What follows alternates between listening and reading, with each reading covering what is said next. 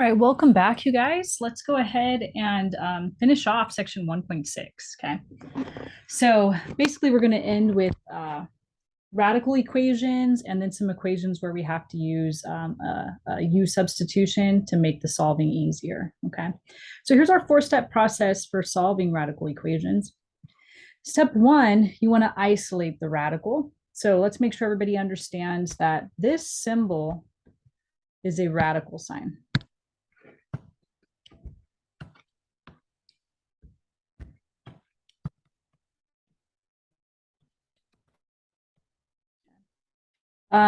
If there were a number out here, that would be called your index. That's going to become important on step two. And then whatever is underneath the radical sign or underneath the radical is called your radicand. Okay, the radicand. All right. So when we say isolate the radical, they mean in an equation, make sure that you get this part by itself. For example, if you look at this first one, the radical would be right here. So we'd have to move the 3 in order to isolate the radical.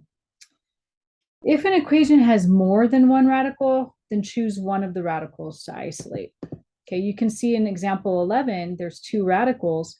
We'll just pick one of them to isolate. You can see one of them is already isolated. So I'll pick this one to make my life easiest. Step 2, raise each side of the equation to a power equal to the index. So if you see that you have a cubed root, then you're going to raise both sides to the power of 3.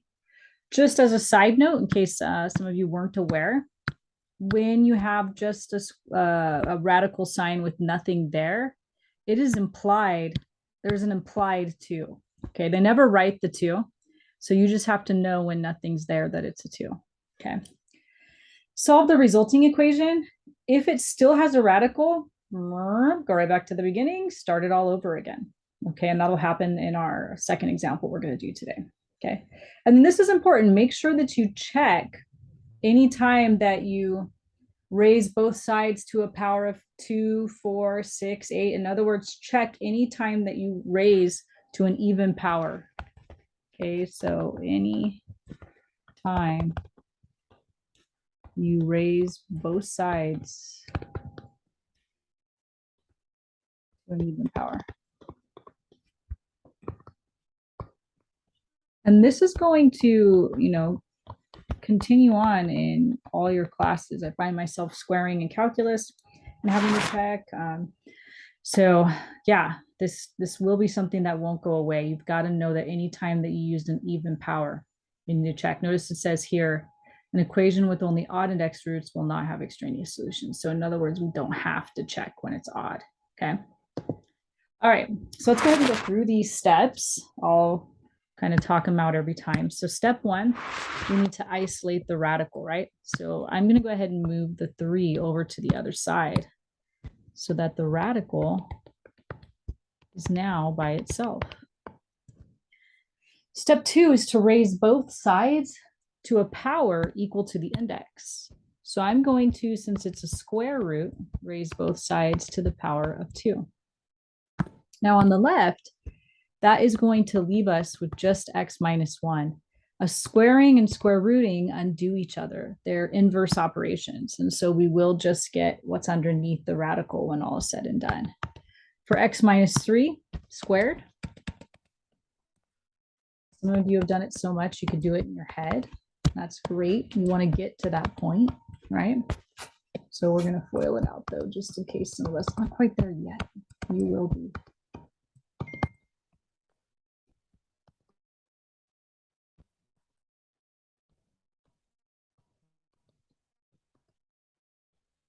Okay. So when we combine the negative 3x or minus 3x and minus 3x, we get minus 6x. So I'm going to go ahead and write it in blue. That's what we're going to insert back into the equation. Okay. Okay. All right. Now we have our highest degree 2. So we want to get everything on one side so that it equals 0. That's usually your strategy when you have a degree 2. So we're going to go ahead and subtract this x from both sides. We're going to go ahead and add this 1 to both sides. Then we have equals 0 over here on the left like we want. So all of the terms are on one side of the equation, one side of the equal sign. All right. So we're looking for factors of 10. I always try factoring first, especially if there's no leading coefficient. So I'm hopeful. And I think we're good here because 5 times 2 is 10, right? So let's see, how about -5 and -2? -5 times -2 is positive 10. -5 take away 2 is -7. So those are the numbers that we are going to put into the factored form over here, into the parentheses. So we're at the point where we're going to set each piece equal to 0.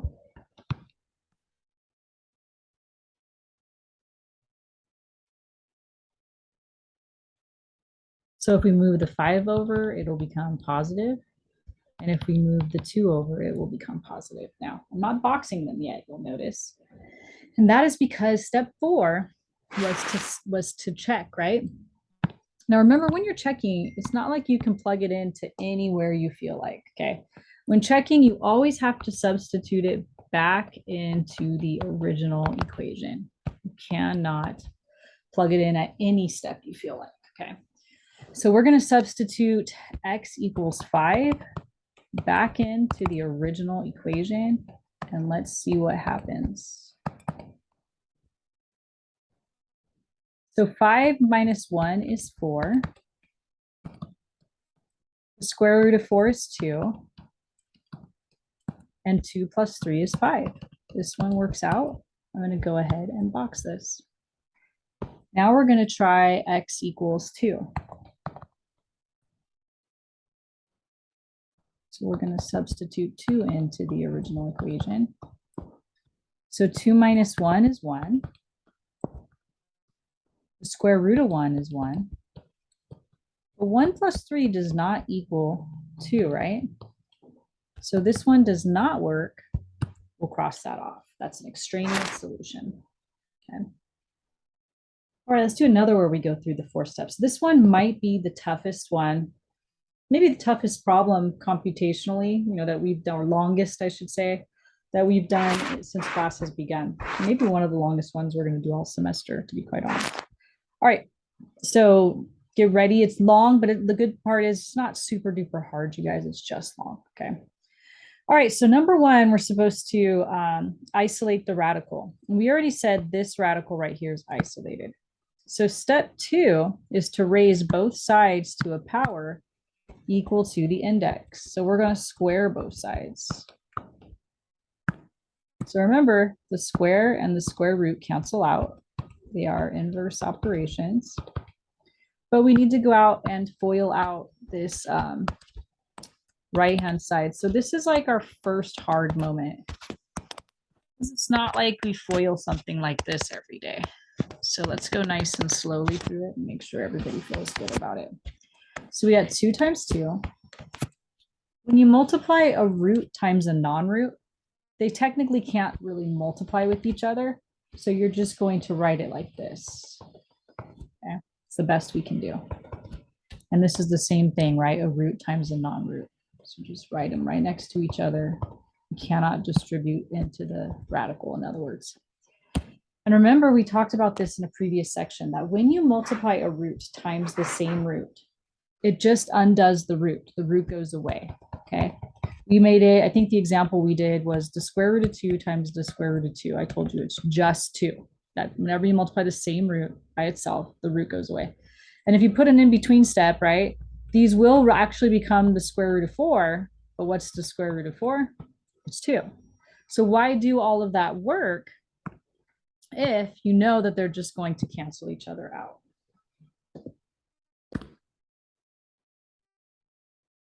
All right, so then we're going to combine like terms. So we've got 4 plus, I'm going to go ahead and combine these 2 together.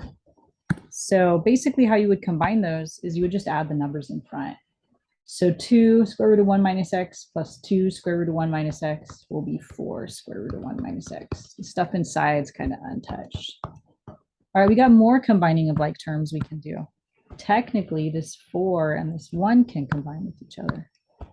So that's going to make 5. And that is all of the combining that we can do. So I'm going to go ahead and insert that into the right-hand side over here. Okay. All right, so now we're back at step 1. If you recall, it's like, okay, if when you do step 1 and step 2, there's still a radical, then go back to step 1 again, right? So we have to isolate the radical. So I am going to move this 5. Oops, I want to be in red here. I'm going to move the 5 over. And I'm also going to move this x over.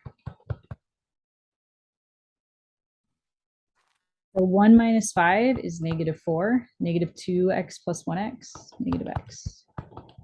Honor. I'm not going to fully isolate it. There's this 4 right here that I'm going to keep because I don't want to do this. If I do this, look what it's going to create for me. Yeah, sure, this part will become 1, but now I have this fraction over here that I have to start working with fractions. So in order to avoid fractions, you guys, I'm just going to leave it, and you can do that as long as it's multiplying. All right, so that's as isolated as I'm going to get it. So now we're going to raise both sides to a power equal to the index. So we'll square both sides. And this could be a little tough. Let's go through it nice and slowly, okay? So let's go ahead and start off with the -4 take away x. And another -4 take away x.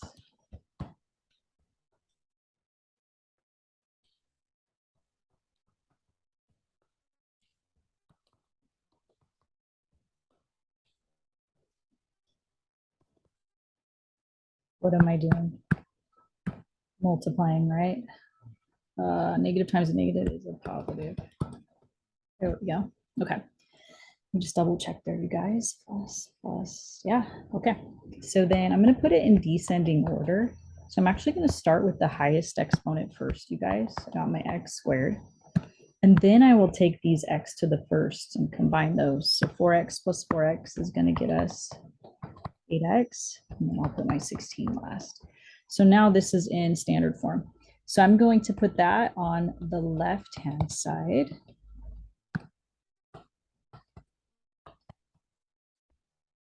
Meanwhile, let's do the right-hand side, which is also kind of new, right? So for the right-hand side, you know, how do I square this?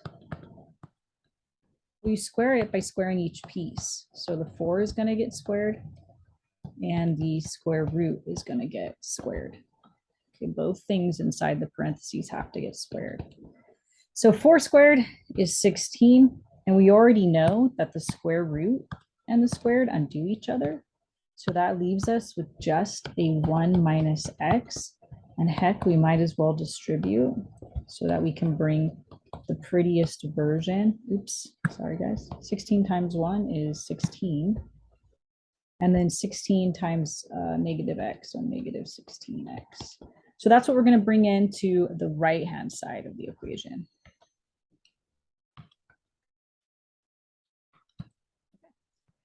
All right, so we want to bring everything to one side. So I'm going to move this 16 over here, and I'm going to move the 16x over here also. So that way, the right-hand side will have nothing, you guys.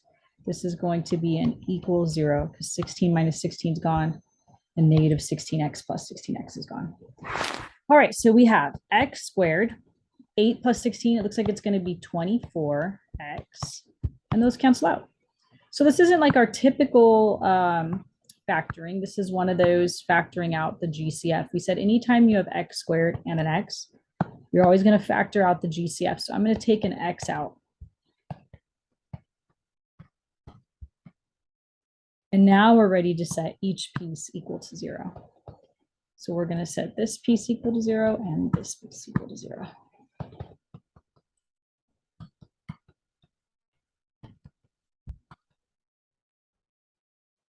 Okay, so don't box them yet, you guys. We know that we need to check these, right? So let me just put a little cloud around all this stuff, okay?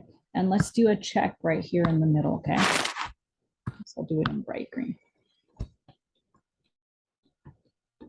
You can see that, okay. All right, so remember, we're always going to substitute it into the original, you guys. So let's do x equals 0 first. So if we substitute 0 in,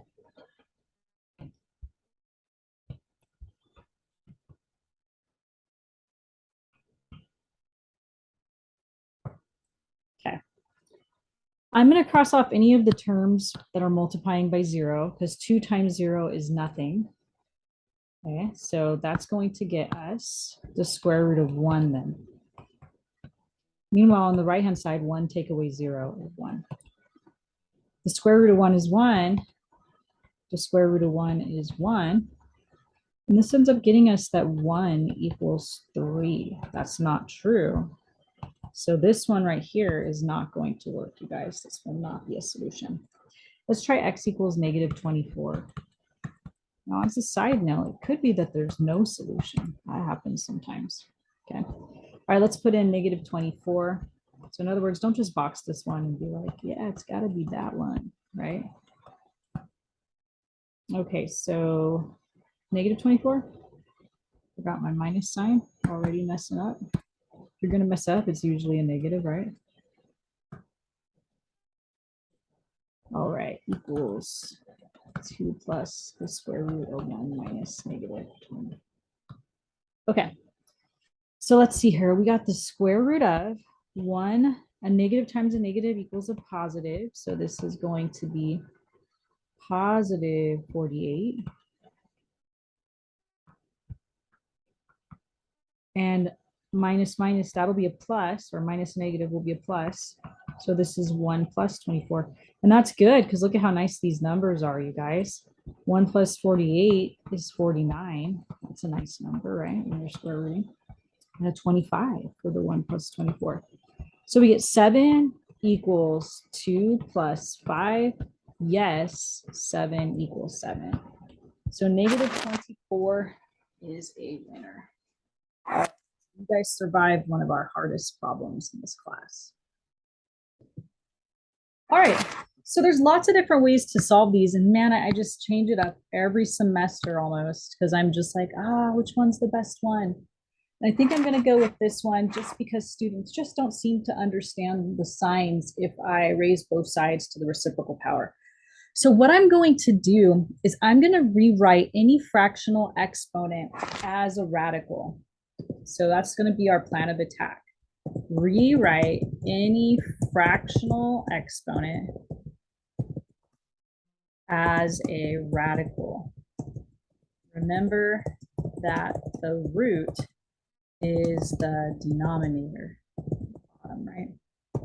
Okay, so the denominator in this case, since it's 2/3, is a 3.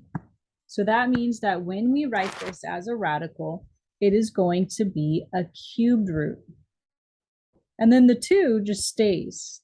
Okay, so you're really just taking that bottom number, pulling it out and making it a cubed root. Okay, so now we're going to go through all of those steps, right? Isolate the radical, it's already isolated. Raise both sides to a power equal to the index. Well, the index is 3, so we're going to raise both sides to the power of 3. That's going to cause this to cancel and just leave us with x squared, the stuff under the radical. 4 times 4 times 4 is going to get you 64. Now to get rid of a squared, we square root, and we have to remember anytime we square root to put a plus or minus, or you'll lose a solution and you'll wonder, why is Connect Math marking me wrong? Or why did I get this question wrong, right? Okay. Now remember, we don't have to check it unless we raised both sides to an even power.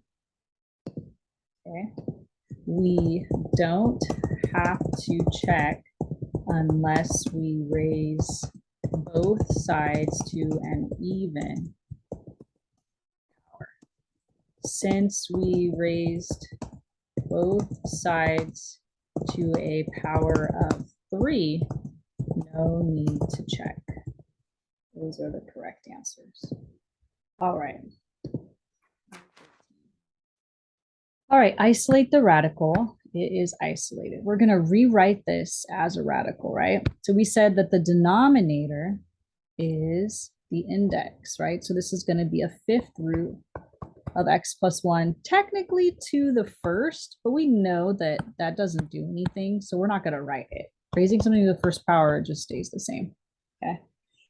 All right, so isolate the radical, done. Raise both sides to a power equal to the index. So we're going to raise both sides to a power of 5.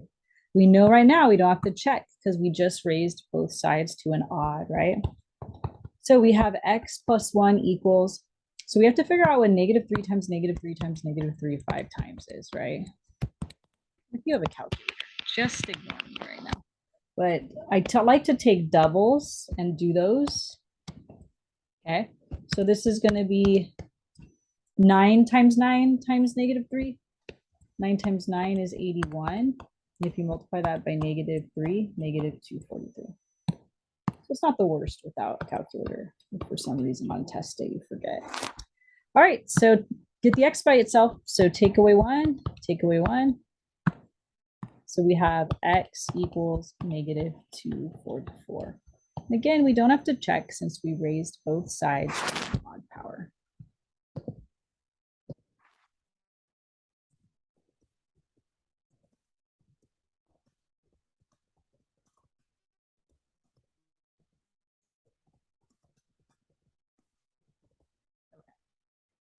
All right. Now we're going to look at some quadratic equations that are going to require a substitution before we begin, okay? Not this first one. This first one is just to kind of remind us of stuff, but so let's go in here and do an old problem that's going to help us apply or help us better understand some of these other problems. So remember that when you have this trinomial quadratic, you look for factors of the last number that add up to the middle number. And so -4 times +1 will work. When you multiply them, you get -4. When you add them, you get -3. So we're going to go ahead and write x minus 4 and x plus 1. Okay. Sorry for the glitching, you guys. Sometimes the program just does that right in the middle. Okay. We're going to set each piece equal to 0.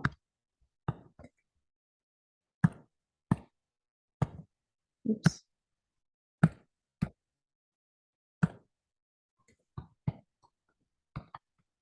X equals 4.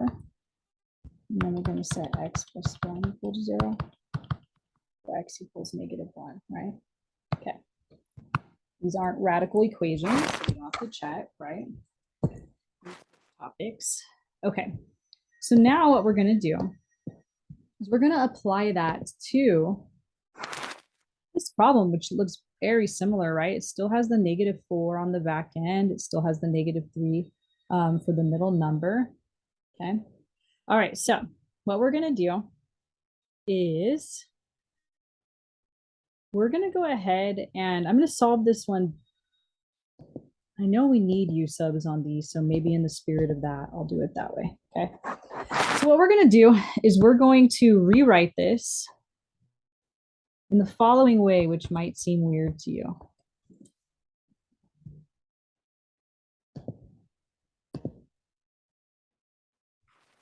Okay, so I'm going to rewrite the x to the 4th as x squared squared. Okay. And the reason why that works is not addition. We actually are multiplying those, you guys, just so you know, because 2 plus 2 is 4 and 2 times 2 is 4. But the rule is technically multiplication. Okay. All right. Now, the reason why we wrote it that way is because we always want what we have here inside these parentheses to match whatever we have here. Because what we're about to do is we're about to say, let u be x squared. And so if we let u be x squared, then this rewrites as u squared minus 3u. So you're just saying anywhere where I see an x squared, I'm going to get rid of it and I'm going to put a u in its place. Anywhere where I see an x squared, I'm going to get rid of it and put a u in its place. Okay. And the reason why we want to do this is because this simplifies it to something that we've been looking at this semester that we're used to. In fact, we just factored it on the last problem. Remember on the last problem, we looked for factors of -4 that add up to -3. And it was -4 and 1, right? Okay. So this is going to be -4 and +1. Oops, my u became an x, didn't it? Let's try that again. There we go. And we'll set each piece equal to 0, you know, etc., like we would normally do, you guys. None of that changes, okay?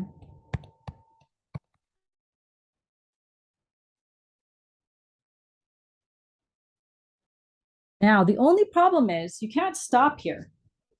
Okay, don't stop here. Put x back, right? Okay, so don't stop here. Put x back. Remember, we're trying to figure out what x is, right? Not what u is. I don't know why I can't type v today. There we go. So we have to, you know, the original equation had x's in it, you guys. So they're wanting us to solve for x. So just make sure that you take your original u substitution and you put it back. Oops, I'd like for that to be in a different color. And that you put it back in right here, right? So this is going to be x squared equals 4. X squared equals -1. So to get rid of the squared, we're going to square root. And we have to remember our plus or minus. So this is going to be the square root of 4 is 2. And we'll do the same thing over here. We'll square root. And we know that it's going to be plus or minus. And pull out the I, right? Anytime you have a negative under the root, you got to pull out the I. And the square root of 1 is just 1. So this is just going to be plus or minus I. Or if you memorized what I is, you instantly knew when you saw the square root of -1 that it's I. So this actually has 4 solutions. Makes sense. Look at our highest exponent at the very beginning, you guys. It's 4. So it makes sense that we're getting 4 there. All right. Same form again. We're just basically practicing using this idea of a u-sub. So I'm going to write this. Now remember we said whatever this is right here, this x to the 1/3, that's what I want in the parentheses too. I need those to match so that I can do a u-sub. And this does indeed work because a second ago I said, what do I do with these two things? I multiply them. And you'll notice that if you take 1/3 and you multiply it by 2, or 2/1, you do get 2/3. So it does work because that is the exponent, okay? So now we're going to go ahead and say, let u be x to the 1/3. So this whole thing is going to become u squared minus 3u take away 4. And we've already done this. We just did this in the last problem. This will be the 3rd time, you guys. So I'm just going to go ahead and go ... We got what u equals, since it's the same exact problem, you guys, as this one right here. We got u equals 4 and u equals -1, right? Really ugly u. I'm just going to say see previous problem. Okay.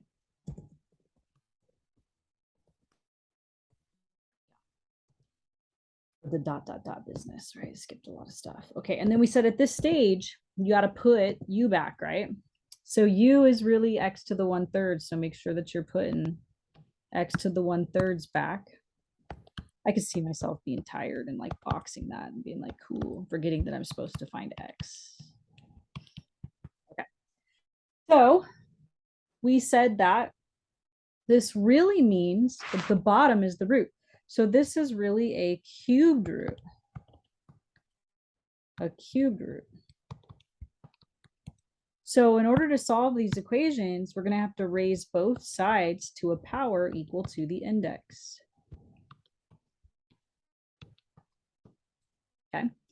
So that's going to get rid of right here. That's going to get rid of the root and it'll just be an x. 4 times 4 times 4 we've done today. It's 64. It's going to get rid of the root, and -1 times -1 times -1 is -1. And we don't have to check because we didn't square both sides, right? So we can simply leave it as is, okay? Okay, we didn't raise to an even power, we raised to an odd power. Okay. Same thing here. We know that we need whatever this middle variable is, that's what needs to be inside the parentheses. We need those things to match in order to do a u-substitution, okay? All right, and you'll notice it works because -1 times 2 is -2. So we're ready to say, let's let u be x to the -1. So this is going to become 2u squared minus 7u plus 6. Anywhere where you see a u to the -1 or x to the -1, it's going to be a u. All right, you could use the quadratic. I'm going to try to do the AC method. So we're going to get 2 times 6, which is 12. And we're looking for factors of 12 that add up to -7. -3 and -4 should do it. They multiply to make 12. They add to make -7. So we're going to keep the front the same. We're going to use the -3 and the -4 to re-express the -7. And we're going to keep the back the same. So the only thing that has changed is we've said, hey, these two together are going to make the -7. We're ready to do split it down the middle factor by grouping. So we're going to pull out a u, the GCF. I have to pull out whatever this sign is. So I am going to pull out a negative. And it looks like 2 goes into both of those. Remember, when you pull out a negative, the sign changes. And that is good news because now we have matching parentheses, right? So that's going to be one of our parentheses. And these guys, u minus 2, will be the other set. So if we set each piece equal to 0,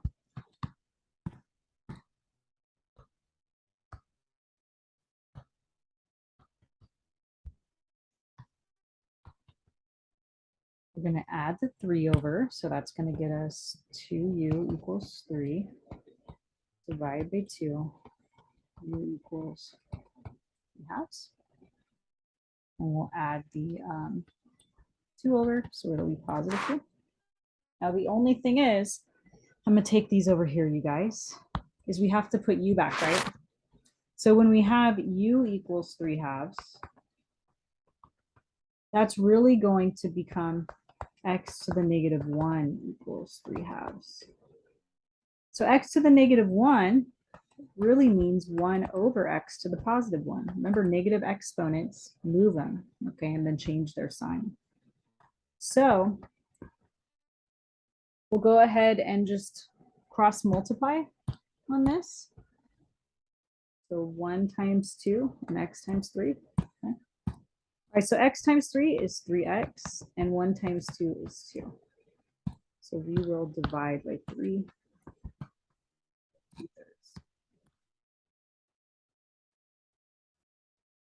Okay. Anytime you see a proportion, which is this situation, a fraction equaling a fraction, you can always use cross multiplying to solve that. Okay. All right, let's go to the other solution of u to the equals, oh, I'm sorry, u equals 2. So u is x to the -1. You just got done saying that move it down to the bottom and make it x to the +1. And we can cross multiply here too, you guys. We'll put a 1 underneath and we'll multiply this way. So 2 times x is 2x, and 1 times 1 is 1. Divide by 2, you have it. X equals 1/2. There's our 2 solutions. All right, so we have a few of these u-subs under our belt. Okay, so we probably should be getting pretty good at it. Let's see where we're at. I'm glad I divided this into 2. So this is kind of a tough part, the second half. All right. Okay, so this one's already ready to go. like I can already see the u sub right now. We can just let u equal 1 minus 3 over x. Then we could write this as u squared minus 7u plus 10 equals 0. So we didn't even have to put in all that work. It was already ready to go. So we're looking for factors of 10 that add up to negative 7. I feel like we did that one earlier, you guys. Negative 5 and negative 2. All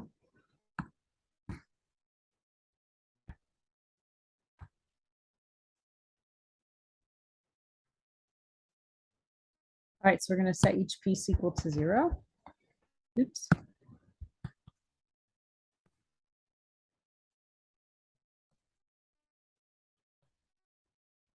So we get u equals 5 and u equals 2.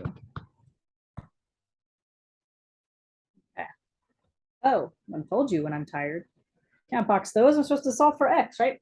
So we're going to go ahead and put 1 minus 3 over x back, right? So we're going to put this back in for all of the u's, okay?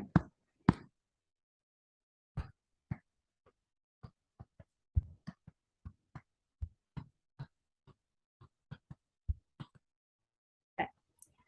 All right, so what I would do is I would at least get rid of this 1 first. Combine like terms, well, not combine like terms, but start to isolate the x, I guess. And then I would go ahead and multiply by the denominator to both sides. Or you could do cross multiplying again. Let's do that since we just did it. I think we'll feel more comfortable with it since we just did it. So we're going to do 4 times x and negative 3 times 1. So 4 times x and negative 3 times 1 is negative 3. So we'll just divide by 4. Oops. And then you'll get negative 3/4.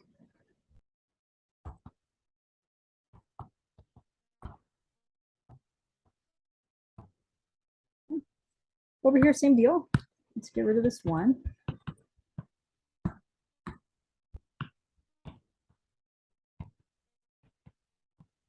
And then we'll put a 1 underneath, so that way we can just cross multiply. So we have 1 times x and negative 3 times 1. Well, that one was much quicker, huh? All right. Okay, so that finishes all of these u subtypes. So now we just have some mixed exercises and some word problems, okay? All right. So let's go ahead and solve for x, it looks like.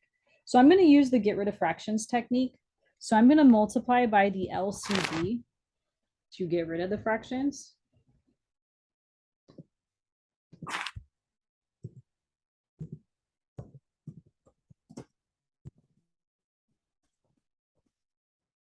Oops, to get rid.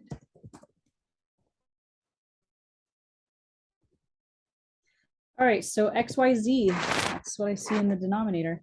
So X, Y, Z here, X, Y, Z here, and X, Y, Z here, only in the numerators, okay? So that's gonna get rid of the X's, that's gonna get rid of the Y's, and it's gonna get rid of the Z's. Notice all the denominators are gone now, so no more fractions. So we've got YZ times 1, which is just YZ. We've got 2 and an X and a Z remaining. And then we've got 3xy. Now, since we're solving for x, we want to get all of the x's on the same side of the equal sign. So I'm going to move this x over to join the other x's.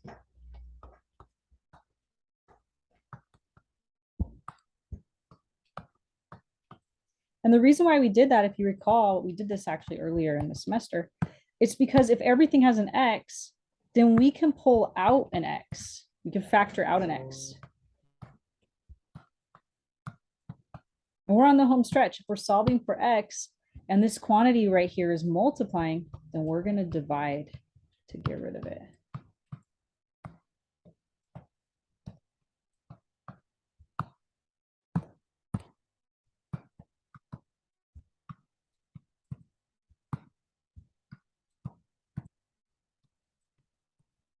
Done.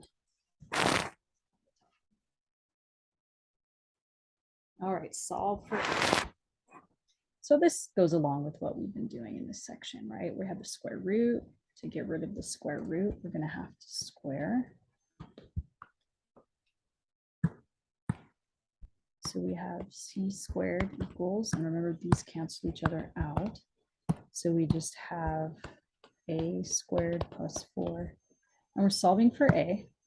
So let's move the 4 over to the other side.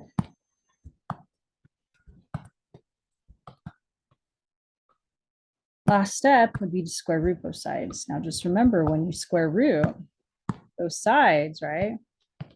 A equals, don't forget your plus or minus. Now some students take this to the next step and they actually square root this. They square root the c and they square root the 4. That's probably why they put those numbers in there, to see if you would do it. But don't. There is no property that says that you can square root each thing individually, okay? Consider this. Okay. I can't just square root the 25 and put a 5 and square root to 16 and put a 4 and say the answer is 1, okay? First of all, they would have written that this way, just to let you know, right? They would have written it that way if that's what they want us to do. But secondly, do it the other way, right? If you actually do it the right way, so let me put wrong, okay? If you do it the right way, do the stuff underneath the radical first. So 25 minus 16 turns out to be 9, and the square root of 9 is 3. So this is correct, okay? So the moral of the story, never square root when you're adding or subtracting. Like this case, we're subtracting. If it had been a plus sign, you still wouldn't do it, you guys. It's not a thing. Okay, so we are done there. Okay.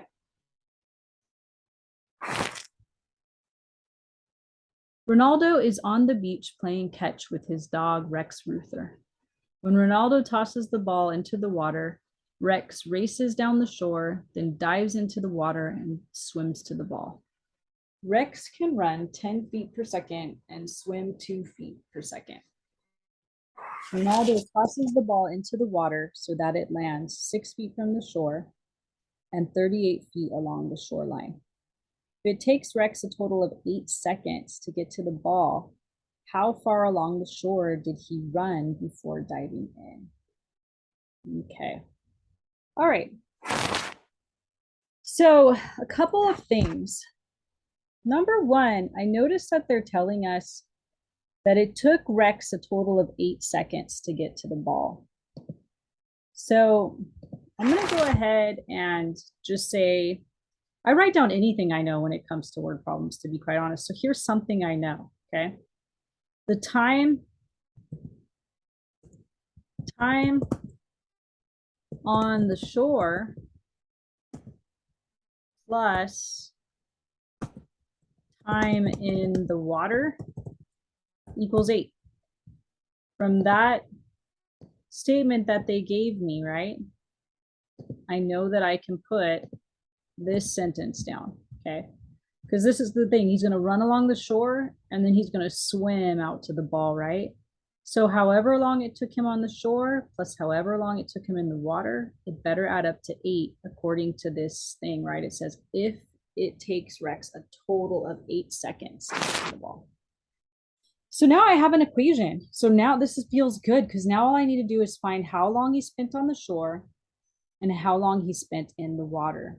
Now, something that you're going to have to know is you have to bring out this distance equals rate times time formula, where distance is rate times time. It was called DIRT when I was in school. That would help you remember distance is rate times time, DIRT, okay?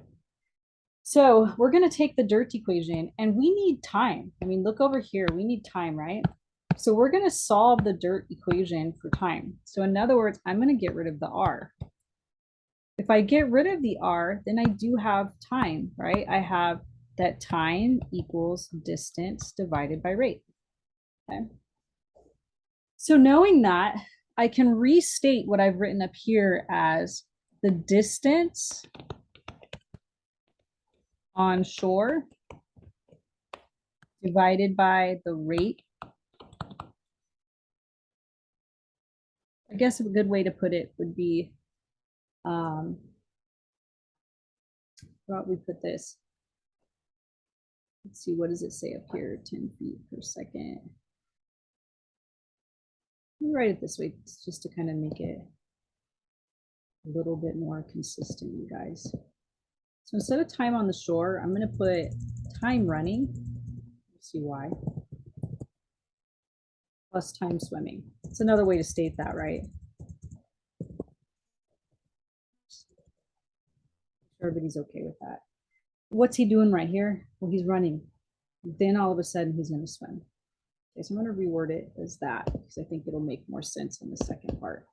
The distance running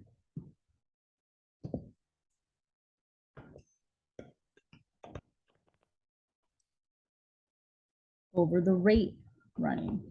Okay. So all we did right here is we took time and replaced it. Over here, what is time? Time is distance divided by rate. So instead of putting time running, we're going to do distance running divided by rate running. So that's going to be, right, this first piece right here. We still have our plus sign. And we're going to replace this time also with distance over rate. So this is going to be the distance swam, or distance swimming, however you want to put it. Don't mind my English. Divided by the rate swimming.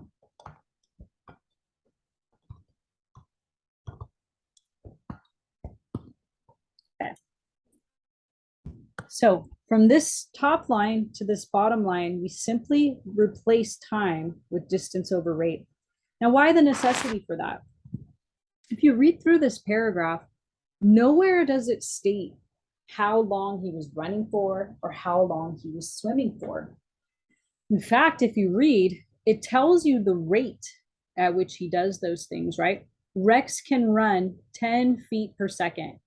That's how fast, that's his rate running, and swim 2 feet per second. So the fact that they gave us a rate was the first thing that made me realize I'm going to have to change all these times into distance over rates. Okay. All right. So the next thing that we want to do is figure out what it is what we're solving for. It says, how far along the shore did he run before diving in? Okay. So I'm going to go ahead and let this be X then, because this is how far he ran along the shore before diving in. So once we solve for X, you guys, we will be done. We will have found what it is we want to find, right? So in the end, if you have like X equals 5, you don't have to plug it in elsewhere. You know that X is what we're trying to find. How long he's on the shore is what we're trying to find, okay? All right. Now I see a right triangle in the picture that I really want to utilize. I want to take this, this right triangle, and let's go ahead and look at it more closely, okay? I claim that this piece right here is going to be 38 take away X. That's my claim. Let me make sure that that's clear to you really quickly, okay? When there's X's involved, our brain is like, ay, ay, ay. But let me put numbers in. Let's say that you knew that he ran 20 feet along the shore here, right? Before jumping into the water. And you want to find this distance right here. Now keep in mind, you know, this whole distance is 38, right? So if I wanted to find this squiggly line, right, this leg of this right triangle, I claim that in order to find it, I would just have to take 38, which is too much, and subtract away the 20. And that would get me that this is going to be 18 long, right? Okay. So if this is 20, this would have to be 18 in order to add up to 38. Okay. And so if you think about that math, right, that's exactly what I said we would do a second ago. If this is X, then this, in order to find it, I would have to do 38 minus X. Okay. So let me undo all that. So if this part's X, then this part has to be 38 minus X, okay? All right. And I'm just gonna put, I guess, I don't want it to look a C here for now, okay? All right. So we're gonna go ahead and set up what we can as far as this equation is concerned really quickly, okay? We know the rate at which he ran. The rate at which he ran was what? Rex can run 10 feet per second. So I'm going to go ahead and put the 10 in the denominator, okay?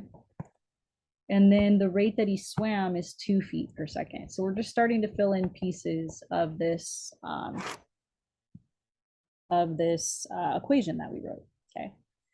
Now the distance that he ran, if you look at our picture, that's going to be X, right? He's going to run this far before jumping into the water.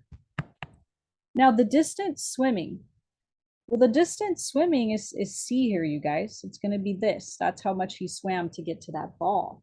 And that's where the right triangle is going to come into play. So if we look at this right triangle, and I'm going to go ahead and move this just to give myself some more space, okay? Move it over here. We'll put some arrows. There we go. All right, so I'm going to set up the Pythagorean theorem, the a squared plus b squared equals c squared, really quickly, to this right triangle. Okay, so if we do that, a squared plus b squared equals c squared. And we want to find c, right? We want to find out the distance that he swam. So I'm going to go ahead and square root both sides. Now I don't need a plus or minus because we can't have negative distance. So this is technically, and I'm going to go ahead and take the 6 squared and I'm just going to write it as 36, okay? Okay. So that's what we're going to put into the problem right up here.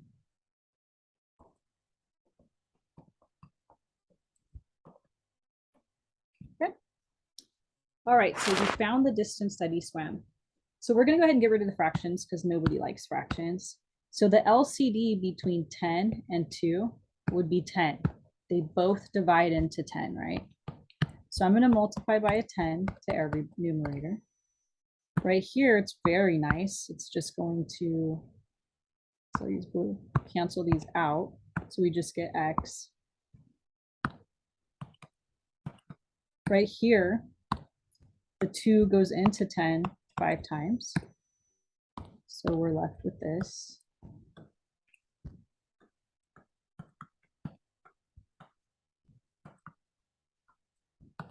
And then 8 times 10 is 80. All right, let's see here. So this really ties into this section today because we learned how to solve radical equations, right? And we have a radical equation here. So we're going to have to, step 1, isolate the radical. So I'm going to go ahead and subtract, move the x over. Okay.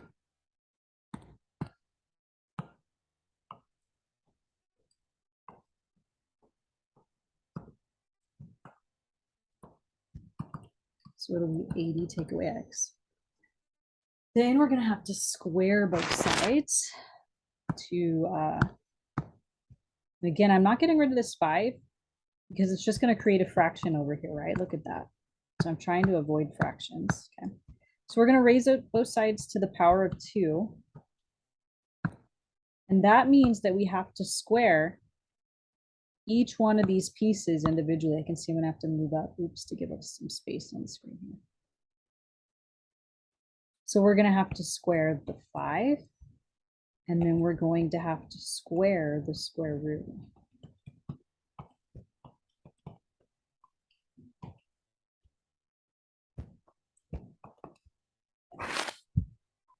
And I know you guys know how to FOIL, so I'm going to go ahead and just FOIL this out for us, just so this problem's not super duper long. Okay, I know that you guys could do this, so trust yourself and your skills. Okay, so if you would FOIL this out, that's what you would get. All right, so we're going to have 25, and then the squared and the square root will undo each other.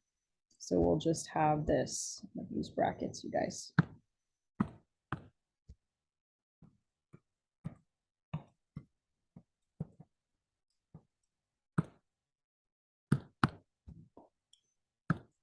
And let's see here.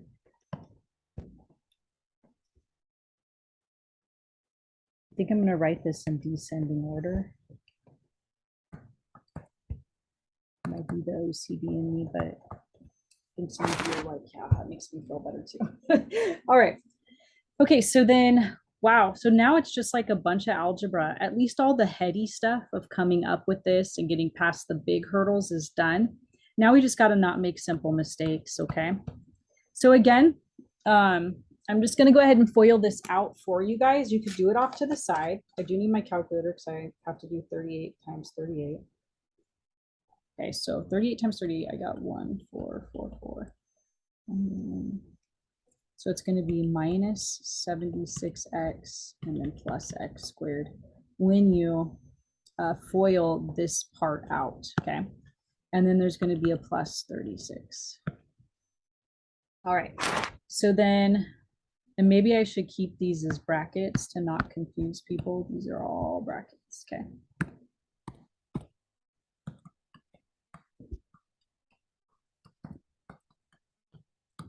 Okay, let's distribute in that 25, you guys. So the 25 is gonna, oops, you know what? Let's combine like terms first.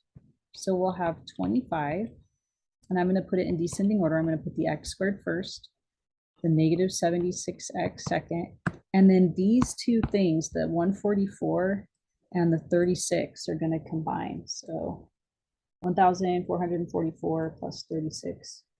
Yeah, I'm getting 1480.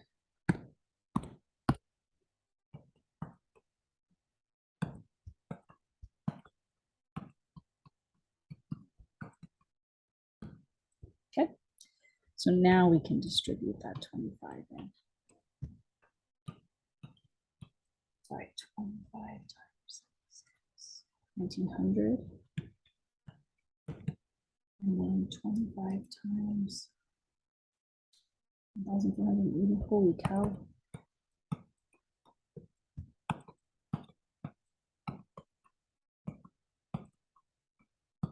All right. Okay, so I'm going to go ahead and move all the stuff on the right over to the left to keep things positive. So we'll do that again over here.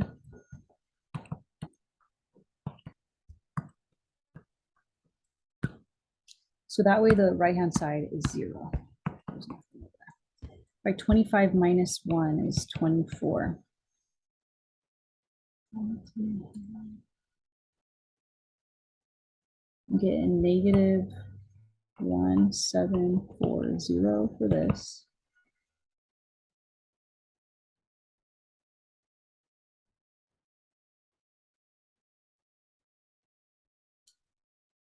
And then I'm getting 30,600 for that. These are some huge numbers. Let me just double check before I move on, you guys. Yeah. Okay.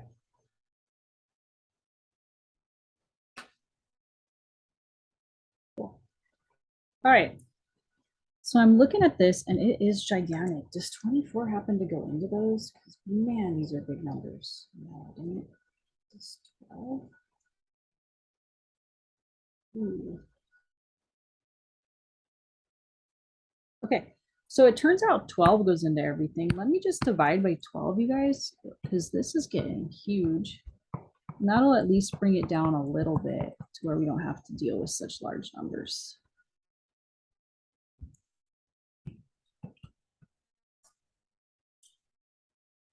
Okay, so 1740 divided by 12, I'm getting 145. And 30600 divided by 12.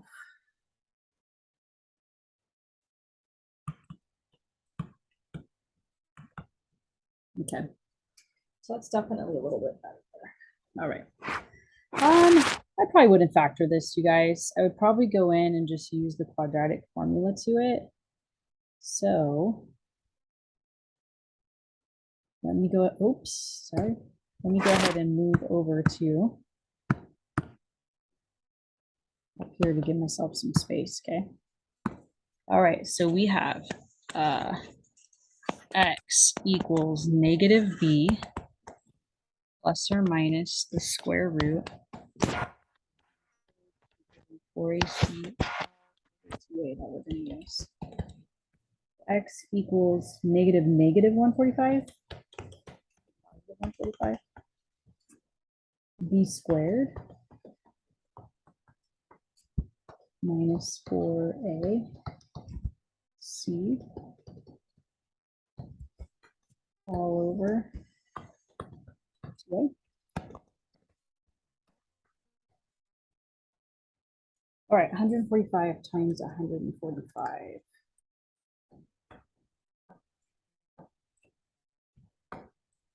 So nothing is not working. All right, 21,025. And then all of this multiplied.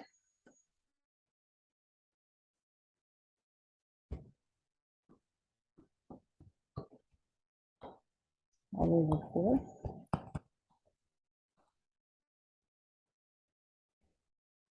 All right, 21025, take away 20400. Oh, that's so nice when you come up with a perfect square. Then you think, I might be doing this right. Because before this, I was like, I think this is right. But that's 625 makes me think I did do it right. Because that is a perfect square. That is 25 times 25, you guys.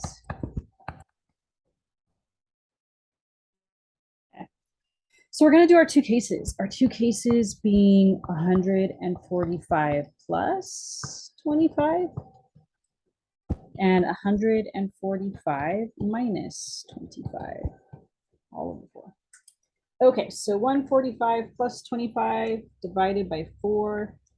This gives me 42.5. And then 145 minus 25 divided by 4 gives me 30. Now let's see, are these both plausible? They're not both plausible, because remember what x stands for. X is this distance in the picture, right? And isn't that distance clearly less than 38? If 38 is how long this whole thing is, and there's no way this could be 42.5. That doesn't make any sense, okay? So I'm going to kind of try to type that out. You know, looking at the picture, x has to be less than 38.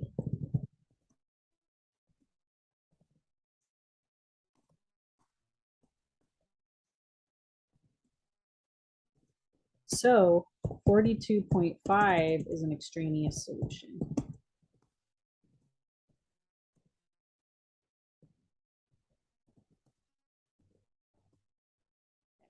So we're going to cross off the 42.5, say you're out of there. Okay.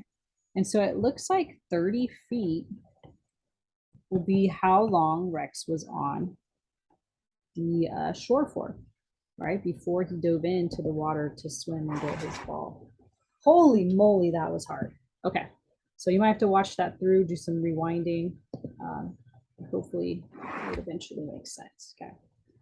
All right. And for these, honestly, I'm only going to do the first two because this is more of just a calculator question. And the first, they're all kind of the same. Okay. So I don't want to waste your guys' time. I know it's valuable. Okay. So they give us a formula. So this is just one of those situations where we have to figure out where are we going to plug it in. All right, let's read this together. Kleber's law gives a relationship between an animal's metabolic rate, MR, and its body mass, M, where MR is measured in kilocalories per day and mass is weight in kilograms. So that's really important right there, right? MR is going to be kilocalories and M is going to be kilograms. So it says, find the metabolic rate of a lab mouse weighing 0.02 kilograms, about twice the mass of a pencil, round to the nearest whole unit. So it's like, okay, well, where are we going to plug that in? Clearly, we're going to be plugging that in for M because it's kilograms, right? Okay. So we're going to go to our equation. MR equals 73.3. And we're going to be putting it right here. Now, this is designed to be a calculator question, you guys. Okay, so just pull out your calculators and just type this whole thing into your calculator. This isn't something that's meant to be done by hand. Okay, so when I put it into my calculator, I got 3.898. This would be kilocalories.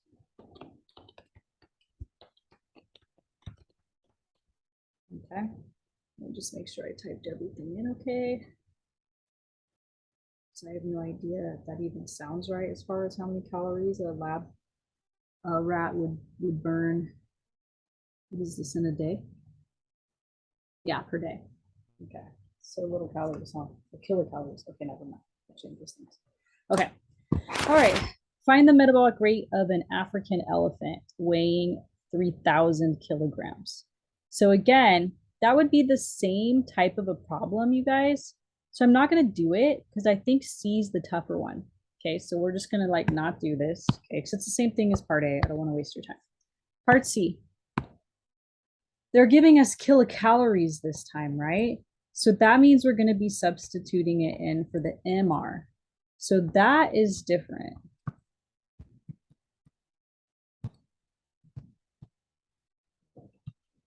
So we're going to have to isolate the M. So we're going to have to divide by 73.3 to both sides.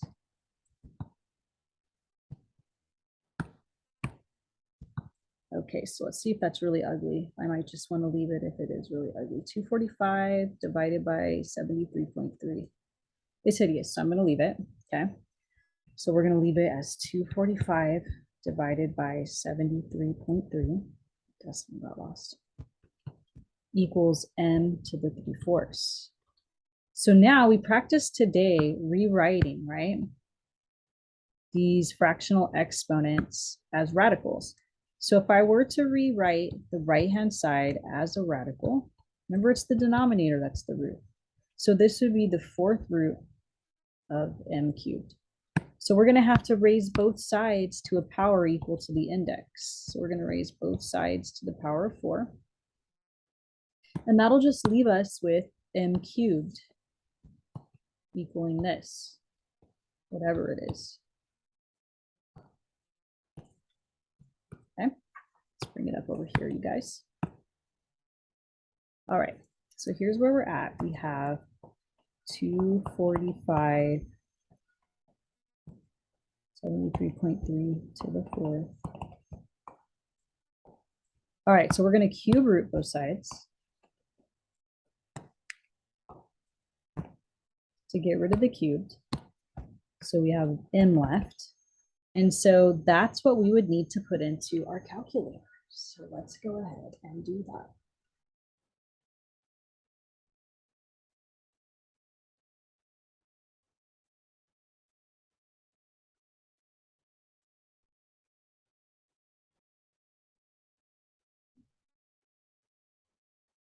All right, you guys, I am getting 4.997. Let me just double check.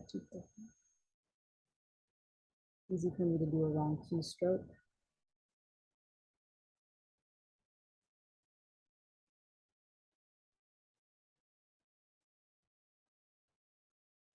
Okay, looks good. And so that would be what are we solving for? Little m, so kilograms. So 4.997 kilograms. Okay. All right, that sounds about right.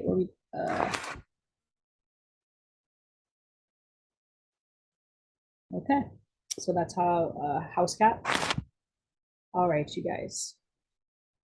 So hopefully the difference between these two, definitely the second one was harder, right? These first two are just like practicing using the calculator. The second one or this third one down here is the one where we're really practicing the stuff we learned today. Okay, might be fun to do it for yourself, right? Plug in your body mass in kilograms and then see your metabolic rate. Okay, I guess we would count as an animal, right? All right. All right, guys, I'm glad I split this up. That was a hefty section. Don't let it get you down. I told you chapter 1 could be pretty tough. And I think that last word problem was killer. Just a tough day in general. They're not all like this, okay? All right, good luck on the homework. Take care, everybody.